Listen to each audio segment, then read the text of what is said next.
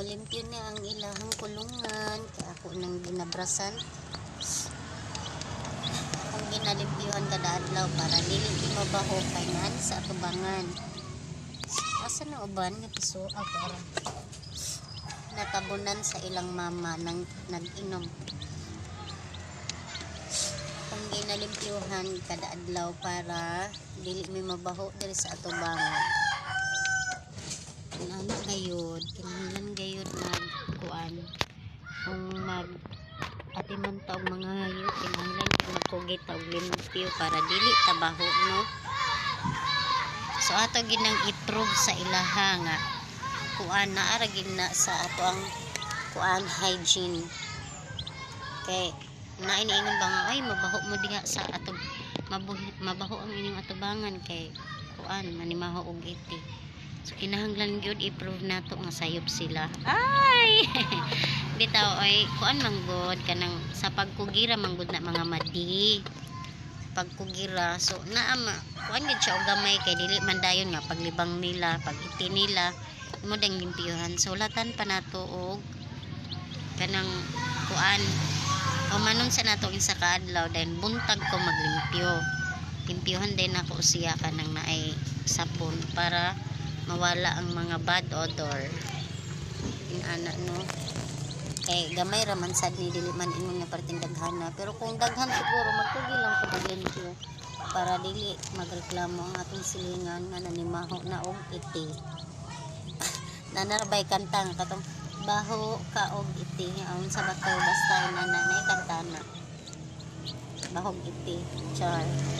So malingaw ko sa ilaha murag ang amo ang tatay no murag nag-worry na gid siya nga anak siya murag di daw mi kaihaw og manok kay kanang anak siya ba murag di makaihaw og manok kay himo na daw na kumpet ang mga manok.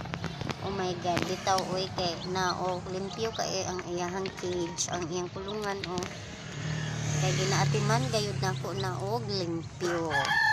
So man din bapahay kay ang mga manok noon makita ng ilang color sa ilang pako. Then mga kuan nilahi ni siya nga giant nga manok. Maupay pagkapusaan ni pero buyag na sila man sila 1 month old. Na diba? Nya taon-taon mangipos na ning mga manok. So bago pa daay ko ni abot gikan sa school pag humandayon na apay mga gikurik-kurik dito gamay pakaon din sa manok. So inaani na lang gyud ang life nako. No, dagko naman ang ako ang mga piso.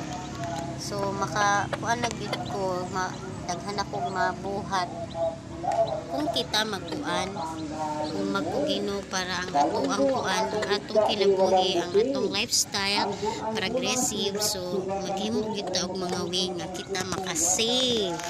Para saan mo dako siya, pwede ko magbaligya or di na mi mo palit og manok kay kuan na nakoy kaugalingon alaga so mag-ihaw na lang mo di ba mahina ba nga mga mindset so makasave na ta mga madi inana po doon ta mga madi no so kita tanan para tanan kita makasave kung inana ta tanan happy kayo ang life happy kay ang world walay mukaon nga walay sutaan kay nga na ay mga atiman nga mga hayop dayon na ay mga gulay sa palibot wow pagkahayahay pagkalami paminaw o diba dako kay nga atong ma-save mga madi dayon palanggaon gid kita sa atong mga bana kay nga no nakita nilang ilang asawa nagkugi og maayo so dako ang ma-save ang irimit sa atong bana daghan mapadulngan daghan mapaingnan makasave pataog kwarta o pohon-pohon mga madi. Ngayon ana sumauran na mga madi maayong gabi ug maayong adlaw sa atong tanan. Ay unsa to? Kalimot ko unsa ang pagsulti sa kuan sa kamayo. Ay madayaw gabi man siguro madayaw gabi kamayo horot. Gamay kinahanglan gyud nga makabalo-balo na ta para di ta mabaligya aning lugar mga madi.